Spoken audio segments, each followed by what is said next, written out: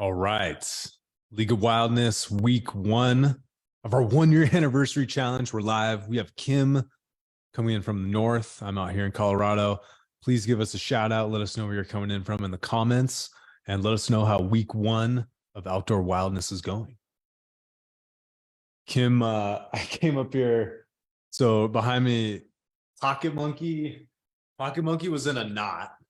Oh no. There's like a bottle on the ground. It's like it's like a crime scene of kids messing with my my stuff. Yeah. Well, at least they're checking it out. Exactly. Yeah. Starting They early. like to hang on Pocket Monkey and then twist and like spin themselves, you know? It's awesome. Shout out to the league coming in. We've got Noggins from Strongsville, Jeanette from Wisconsin, Zachary, the face of wildness, trademarked now. That's a good thing. From Pensacola, Florida. And we got Wild Valerie out in NC. April from Ohio. Brent Toon, the west east coast of Canada. That's interesting. I'd like to hear more about that. Linda, the Carry Patches arrived. Shout out. That's awesome. We've got Patty from Washington State, but down in Tucson, soaking up the extra cosmic rays. That's awesome. How's everything up north, Kim? Good. Good. Yeah, we're kind of in the bug battle. I took our dog on a 3-mile walk and burned some extra calories waving at the bugs. Nice. It's man, it's like my social media feeds are so boring when we don't have challenges going. It's like all of a sudden they pick up. It's like so interesting to see what everyone's up to. Yeah. It's been dumping rain here the last like month, it feels like. Wow. I took the girls, so my daughters are, one just turned 3, the youngest, and then my older daughter is like 4.75 years old. But we did a rain hike on Sunday. They did like 6 miles. Oh. Which was pretty awesome. Yeah. So it was like we got back to the car and we're all pretty wet, but we hadn't been wet for that long at that point. Mm-hmm. So like the slow soak through. Sure. It's like with rain gear. I don't know if you experienced this, Kim, but it's almost like pointless in the way because I wear rain gear and then I just sweat. And there's so much moisture that gets trapped, you know? Yeah. I was responded to someone's comment who was asking about rain. Like I like to hike in the rain because everyone else stays home. And then you get kind of all the really nice waterfalls and stuff to yourself. But unless it's cold rain, I don't wear rain gear anymore. Or unless like if you're backpacking, you don't want to spend hours like sopping wet, you know, that's a little bit different. But like if I'm hiking for a couple of hours, I'll just get wet. Like I'll just make sure I have clothes that dry faster on. And I usually wear my sandals because then my feet don't get sopping wet. Because it, like you said, I'm actually more uncomfortable with a rain jacket on because there's no evaporation. It just gets the whole inside of the jacket is just wet. It's like, well, I might as well just get rained on. Right. Was it like there's the New Zealander way though, right? Don't they wear tights? Oh, I don't know. Like kind of a thin, I think the New Zealander way is you wear kind of like a thin, you know, polyester tights, you know, like a base layer. Sure. Which honestly, I'll kind of do the same thing. It's like, as long as you're moving, your body temp will kind of keep you warm. But it's just, I feel like that for like you mentioned for backpacking, if you had the rain cover on your pack, you just wear, you know, base layers that are going to still insulate you when you're warm. Wool is my favorite, to be honest. And then it's like you get to camp and you've got a whole dry kit ready to rock and roll. So maybe that, I don't know. But does anyone in the comments have any rain tips? We've got a widespread leak here. Oh, the umbrella actually makes the most sense to me, to be honest. I just never think of that for hiking. Valerie has her awesome umbrella hat, which is great because it frees up your hand. You don't have to hold something. Yeah. Oh, I see what you're saying. Oh, it's a hat. That's wild. I didn't know that exists. Oh man, we got the Rager Silky crew. Oh man, I gotta set my game up. I don't know if I'm ready, man. I think I am. Danny, shout out from Washington. Ooh, so Choma's got the Zero DIY sandals. Interesting. I have the Zero. What do I can't remember. They're called the Z Trek or something like that. I like them. My one complaint is they kind of tend to like you have to retighten them quite a bit. But as far as walking with them, they're great. So we're week 1. We're 1 week in to Outdoor Wildness. Kim, what's on my mind? Curious to hear your responses. So I posted, I think it's on YouTube. I don't know if the podcast has dropped yet, but I did a podcast. So I've been recording podcasts now. So I'll just set up the camera, record. So it's on YouTube. If you want to see all the gestures I make while I'm recording, that's there for you. But if you just want the audio version, that's that as well. But I did one about stress. And it's like, the more I research it, the more I think it's one, so insidious and ubiquitous. Like, I feel like everyone I talk to has this, like, kind of, at least in the background, this just kind of like stress sitting there whispering in their ear all the time. But man, like the last kind of, I'd say 18 months, 2 years for me, it's really been, it's the first time it's actually like kind of affected me more. So I've just been researching it. It's like the more you know, kind of the better you can kind of handle these things. But I think it's probably the underlying cause of heart disease, number one. I think it's like it's probably a way bigger factor or contributor to heart disease specifically than maybe we appreciate. So I just wanted to talk about stress, kind of hear some of your thoughts, and we'll be going to the comments as well. So, okay. So the podcast is out. Oh yeah, that would have dropped yesterday. Thank you, Face of Wildness. So Kim, what causes you the most stress? There's so many options. I guess in a more general sense, it's really just like how I manage my time. If I'm not good about managing my time so that I'm getting in like my nature time and my writing time and stuff like that, then that's when it really builds up a lot, where it kind of has that compounding effect. And then really? I just start to feel like I'm like unhinged. Like I actually get this like image of in my mind of like when your kite gets loose and gets stuck in the tree. Like I feel like the kite that's stuck in the tree when I'm not managing my stuff well. And I think to add to what you said earlier, I think that in addition to stress just being so common, I think we celebrate it. Like I think that whole grind culture, like people are like, if you're not stressed to the max, you're not like living your life kind of thing. Like I always hear stories, they're like, well, my friend ran 5 miles a day and ate perfectly and he still dropped dead of a heart attack. And it's like, so then they find it worthless to exercise or to eat well. And it's like, but was he managing his stress? It's like, what's the next thing? And sometimes you have unknown factors, you have health risks you don't know are there, but I always wonder about that. It's like, well, were they someone who's running 5 miles on 2 hours of sleep, for 5 years or whatever? Right. Well, it's like, because you interpret it as this psychological thing, right? Which it is, but mind and body are kind of one and the same. So I think it's that kind of erroneous assumption that because something's just in your mind, it doesn't affect the body, which clearly is not true. And I guess it's hard to, I think the biggest thing is it's probably just hard to quantify, Yeah. Like how do you measure psychological stress? Yeah, for sure. And one thing I find interesting is that I think probably a bit more recently than like when I grew up is that the kids have stress. Like, and we've asked, like our youngest is diabetic. And so that can be pretty stressful to manage. He manages by himself, but he's 14. So there's a lot that goes into, simple typos and mistakes can have like major consequences. So that's a lot for like a kid to take on. And like we've tried asking like the child life people at his clinic, while he gets stressed out and anxious, like what can we do? And they're just like, don't know. Like they don't have any solutions for like how you can help a kid.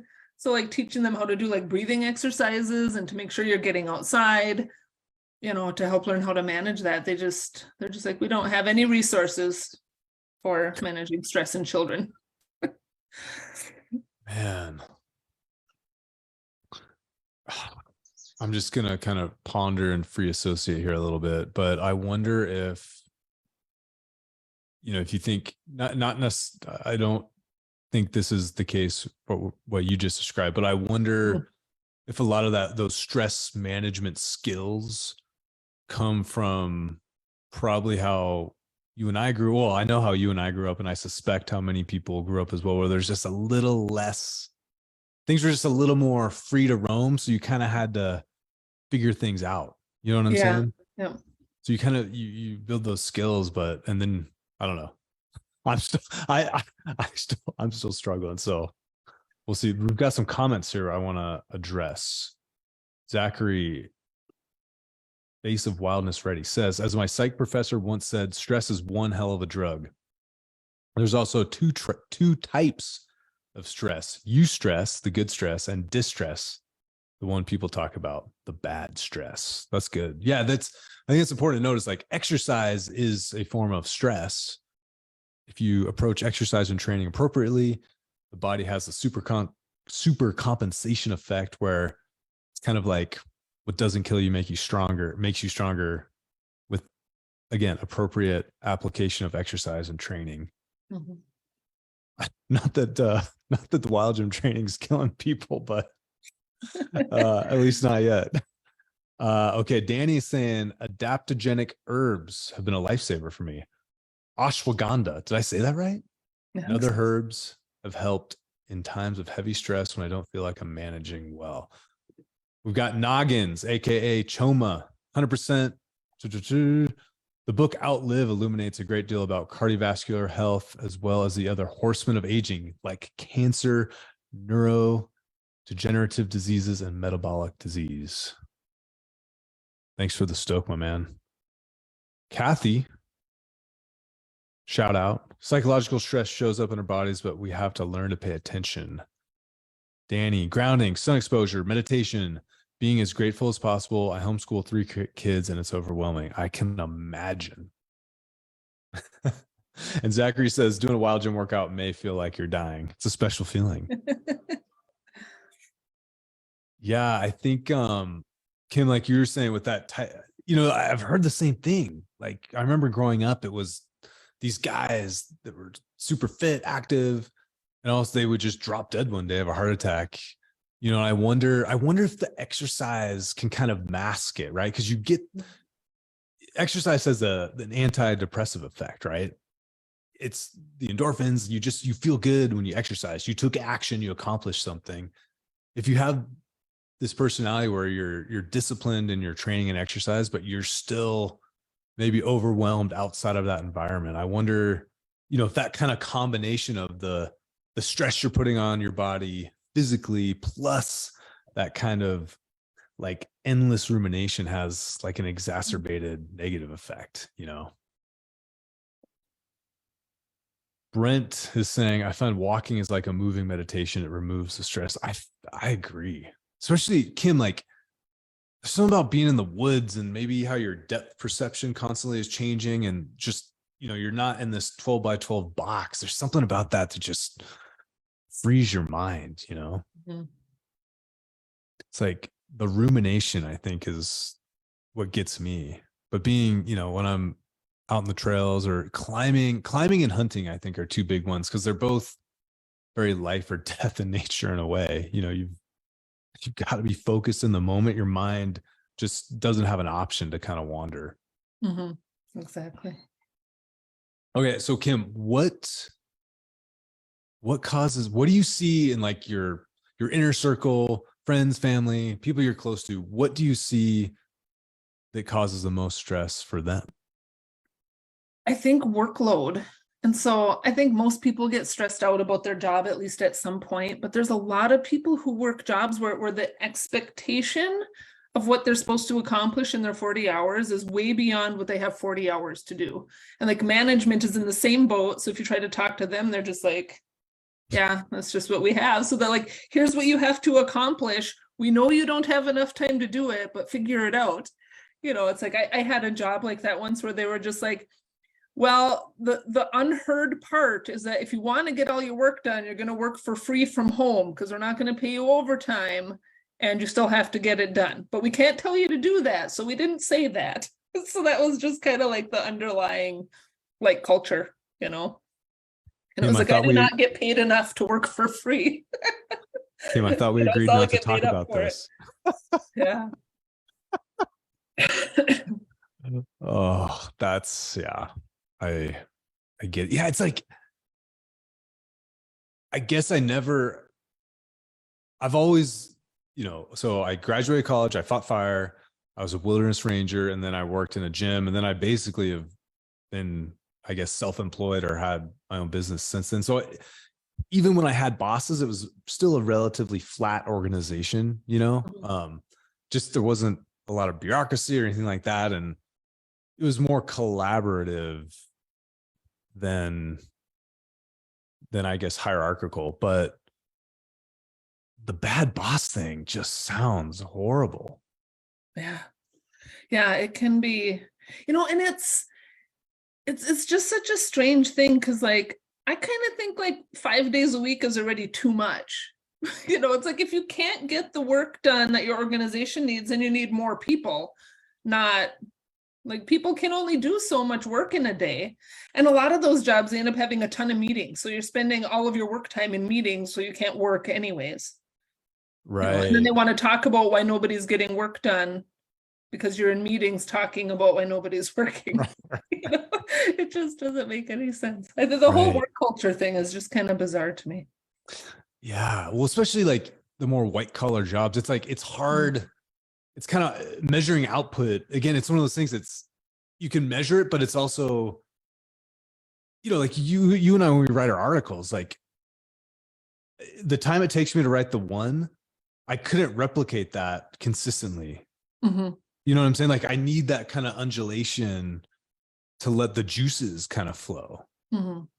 And I suspect that's the same for a lot of things, but yeah, it's Jeanette saying my job is super stressful, mainly because it's based on the calendar. So if something arises, it puts a wrench in everything. Interesting. I'd be curious to hear more about that. Choma. Hey, Kim, we decided not to talk about this. We're ending the feed. Choma says, Kim, does Dan make you work for free? Is it a cry for help? I think the League of Wildness would very quickly overthrow me in your support, Kim. Oh, man. Seeing if I miss any comments. Enrique is saying walking on the grass feels amazing. Yeah, I listened to this guy. His name's Ron Kalk. He was this rock climber. He still is a rock climber in Yosemite back in like the 70s, 80s, 90s. He was one of the best in the world. And he still is, even though he's probably 60-ish. But he gets a little heady when he's talking about things, but he's really smart. He spends a lot of time with indigenous native people that live around Yosemite. And he was talking about just, he wakes up in the morning and goes and stands in the grass and just kind of uses it as this like way to kind of feel out just the nature. And I say the nature specifically of just observing and absorbing just the feedback. Is it a little colder? Is there more moisture? It's one of those things like you hear it, it's like kind of sounds a little new agey, whatever, but I think there's some wisdom there that, you get lost under the feet of concrete, Mm-hmm. Okay. So what are Kim's top 3 to 5 stress management tactics? My time outside, nature time, the more, so we have, because of where we live, our town is in a national forest and then on the edge of a protected wilderness. So we have lots, even our walking trails in town are nature-y, but like the more I can get into nature, like away from like the paved paths and the parking lots and stuff, the better. Disconnecting from my phone and my computer helps a lot. Like I've been doing that a lot more lately, where I'm just spending less time constantly scrolling through my phone, which helps a lot. And then breathing, like I said, the breathing exercises help a lot. Like when you get really stressed, your breathing goes really shallow, so you're not getting enough oxygen, your balance of CO2 ends up kind of messed up. And if you just stop and do just a couple of minutes of slowing down your breathing, it actually has a pretty big impact. Kim, your last article you posted, you kind of had your version of perfect day, which I love, by the way. If anyone hasn't checked that out, it's on, if you go to wildgym.com, go to about, and then you'll see blog. Check out Kim's latest article. I think I have it pulled up right here. Yeah, it's obstacles and opportunities. I always think of my college coach, doing like sprints as punishment. They would call it an opportunity to improve your cardiovascular fitness. And that always stuck with me. Like if you just change your mindset about something, it's just an opportunity for fitness, Sure. My neighbor actually, he had a bunch of rock that he needed moved. And I'm like working out in my garage and I hear it. I kind of go over, hey man, like, can I help? Just opportunity for fitness, Nice. Yeah. I also owed him because he helped unload a whole container of neon buffaloes. So shout out to Max. Nice. Let's see. We've got some comments here. Danny saying plopping down on the grass when feeling that high level of stress is super helpful. April saying, been doing grounding with my bookending. I love feeling the earth directly beneath my feet. Kim, what you made me think of, just talking about work and like, it's boundaries, right? Like when I was firefighting, you had to be there at 8. We ended at 4. Mm-hmm. And that was it. It was there were very clear boundaries. It was also a government job, which the government jobs have, I don't know how those got to that state, but they're very good about the boundaries, which can be a good or bad thing. But yeah, and same thing as a ranger. It was like good or bad, or excuse, what am I saying? Very, very distinct boundaries. Mm-hmm. But what you also mentioned like the 5-day. I used to, both firefighting and for when I was a ranger, I would work 4 10s. When I was a ranger, one season I did 4 10s, so I'd work 4 days and then have 3 off. Mm-hmm. Then I also did 8 on and 6 off, which, when you're in the wilderness for 8, that's makes a little more sense. I don't know if pounding keys for 8 days in a row would make sense, but something to consider. Yeah. I think some of that, I think of the whole COVID thing kind of opened up the door for more, kind of variability in like a work schedule, which is nice. It's like, like even like 4 10s, I think can be so helpful. It's like, how else do you, like, unless you have a job that pays you for time off, which a lot don't, then you have to take an unpaid day off for like a doctor's appointment or something. Cause it's not like you can go on Saturday, Sunday. Right. It's like you have to take unpaid time off to go to like your kids' school events. It just, having just Saturday, Sunday off doesn't give you enough time for anything. You spend the whole weekend catching up on the stuff you couldn't do during the week. And then there's no time to like relax. That was one thing. I just finished that 4,000 Weeks book. Oh, nice. Okay. The other day. And I really liked his point about that, where he's like, basically we're set up so that we have a weekend off to recover, just to return to work. Like our weekends are just about making us more productive for our jobs. That's like, they don't give any time to actually enjoy like leisure and relaxation and stuff. What'd you think of it? 4,000. It was great. I highlighted so much stuff. I actually borrowed it from the library on my Kindle. So I only had a few weeks, but I typed out the notes that I highlighted in it so that I could refer back to them. And I had like 7 pages of stuff that I highlighted. And it wasn't that long of a book. It's only like 270 pages or something. But yeah, it was great. I thought it made a lot of great points. when I initially saw the little like subtitle for the book is misleading, because it's like time management for mortals. And it's like, oh, I don't need another time management book. But it's like the anti-time management book. Right. It was great. It was excellent. Very good. Probably one of my favorite books this year so far. All right. So lots to think about. That's where a lot of my social media stuff came from. It was just like his whole like attention economy. It was just like, too much. Yeah. It's we'll be looking forward to your 7-week series on the book topic. No, I hope, I would love, and I'm sure the league would appreciate as well, like a Kim kind of digestion synopsis or reflection even, Yeah, I think that was a good one.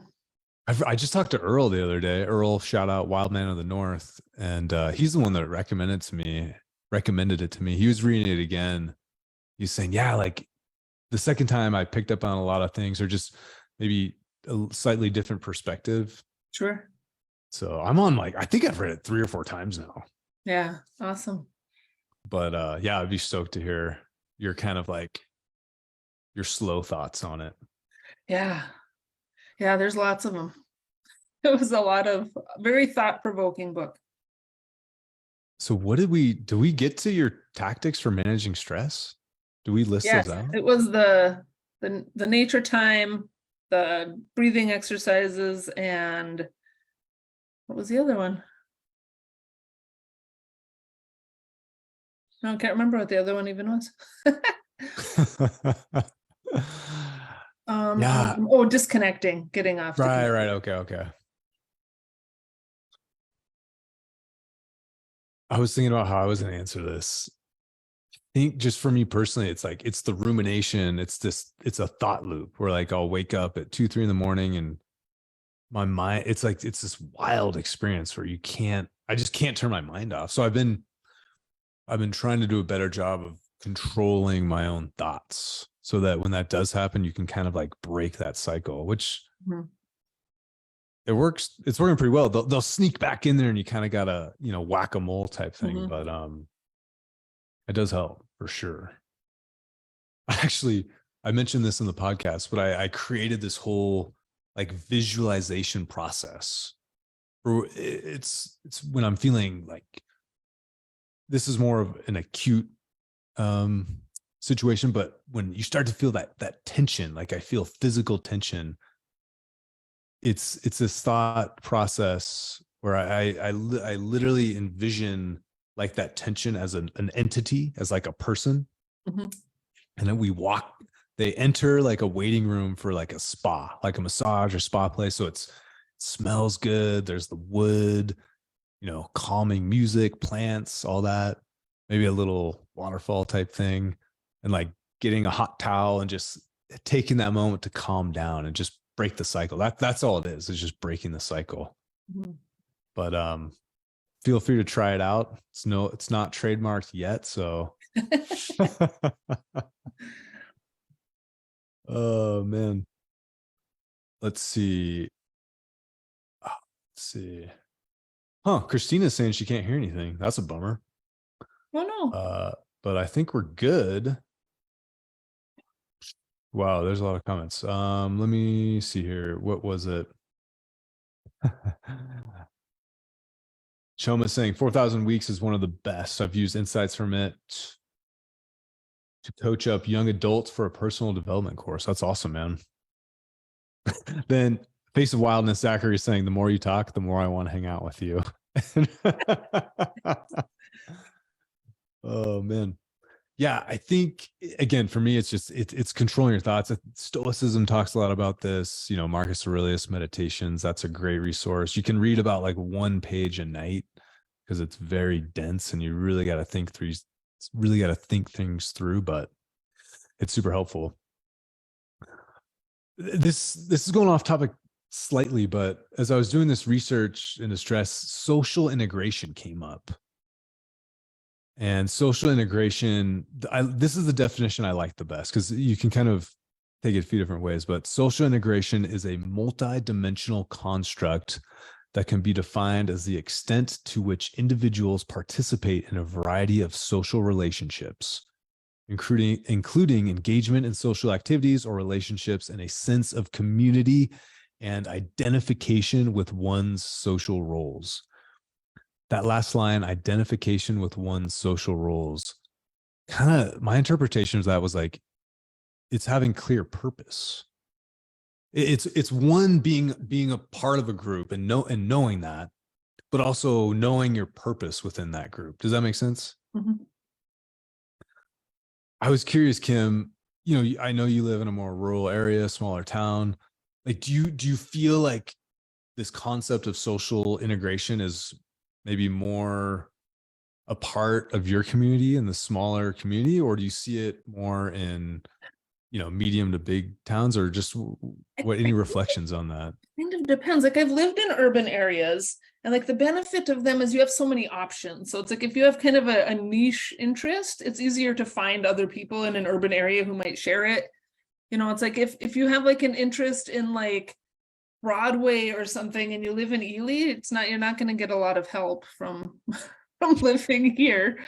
But like, if you have like a sense of like shared values and and interests, I think in some ways it can be easier, and I also think you get, I don't know, it's kind of a double-sided thing. Like, when you live in a really small community, you kind of avoid doing any major bridge burning, even if you really don't agree with people, because you never know when they're going to be the person to pull you out of the ditch, because everybody. There's kind of like this like 7 degrees of separation thing where everyone knows everybody and a lot of them are related. And so there's lots of weird dynamics there. It can make things easier in some ways and then harder in others. Like, if you're just suddenly pick up and move to a small town, it can be really hard to break into like a social scene in a small town. Locals are pretty insular, right? Like, they're pretty wary of new people, and so it can be really hard unless you're really good at like putting yourself out there. That part can be hard, I think. Right, you kind of got to like earn the the initiation. Yep, basically. We need to up our initiation for the League of Wildness, make it a little more challenging, right? painful. Yeah. For me, the small town, like, actually, we moved back here like intentionally. My husband applied for a job here and we moved back because I do a lot of like the nature stuff. Like, I'm in a naturalist group, so I do a lot of like citizen science related types of things.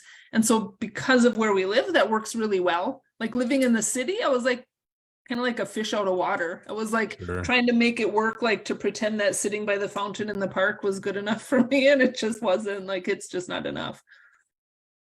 Yeah, totally. Yeah, the social integration thing, what I've noticed is just why I work from home, or even when I have my office, to be honest, like you're not mixing with other people. So I've had to be I'd really had to like make an effort, and I'm glad I have, to get back into groups. I met up with a group this morning. We all we call scrambling. Just, there's these amazing rock faces right out of town in Boulder. So we go run around up there for a few hours, and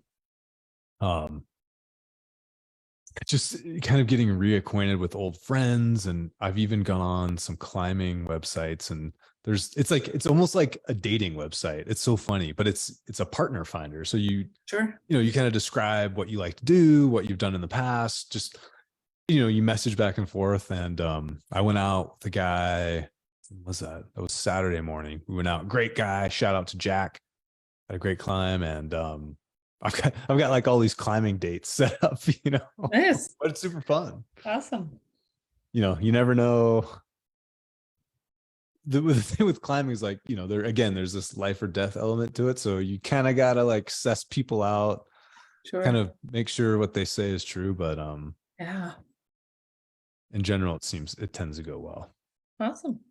So on that note, let's announce this week winners, and we'll wrap up our discussion until next week. All right. So we give out 2 awards each week. One is the Wild One winner, which is awarded weekly to a member that achieves their outdoor workout every day. And for this week, that goes to John Groves, who has been awesomely consistent for a while now. And I saw what I really enjoyed he did a workout this morning or last night that was a firefighter workout. So he was doing like multiple rounds of stair climbs in his full firefighter gear. Dang. So yeah, that was a pretty wild workout with the air on too. I think he said in his post that he like ran out of air at the bottom and did another lap. That's crazy. Tickle. And then so congratulations to John. And the next one is the Wild Heart winner, which is awarded to those who embody wildness and were exceptionally encouraging to others in the group. And for this week, that goes to Debbie Bricky. She's been just amazing at commenting on lots of posts, offering suggestions and encouragement. So she's done awesome on top of getting in her workouts. And for those weekly challenges, the winners get a $50 gift card and a copy of our body hardening manual. So you want to shoot us an email to info@wildgym.com so we can get your information and get them on the way. Shout out to our winners.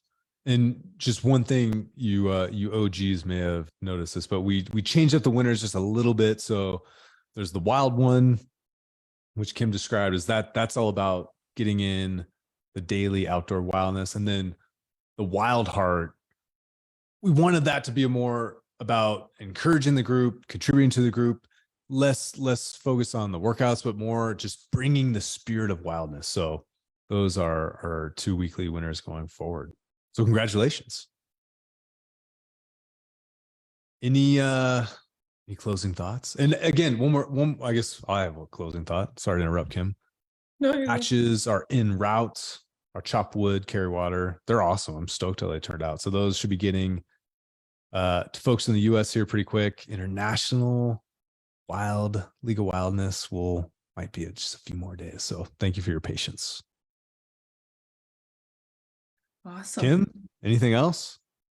No, I am excited to get back out. I see it's getting windy, so I should be able to get some planting done outside of the bugs today. That's another one of those things I do, is just gardening for whatever reason. Helps with the stress, even though it can be kind of a lot of work. I totally get it. All right, folks. All right. What am I saying? Folks, League of Wildness. Get out there, get dirty, get wild. We'll see you guys next week. Much love. Bye.